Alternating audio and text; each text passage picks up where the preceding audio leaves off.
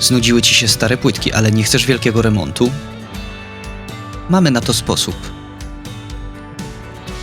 Zobacz, jak odnowić wygląd łazienki i pomalować płytki bez ich zrywania.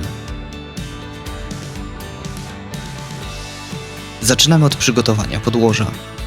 Powierzchnię należy dokładnie oczyścić, odtuścić oraz usunąć osady. Pamiętaj, aby usunąć również osady z kamienia. Pozostaw podłoże do całkowitego wyschnięcia. Przechodzimy do malowania. Pierwszą warstwę farby rozcieńczamy wodą. Malujemy równomiernie na całej powierzchni.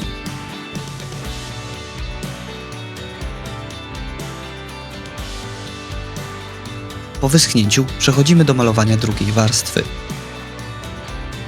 Pozostawiamy do wyschnięcia.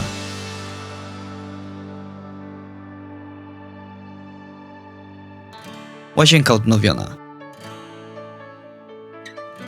Szczegółowe omówienie materiałów, wariantów wykonania oraz parametrów technicznych pokazujemy w pełnym materiale.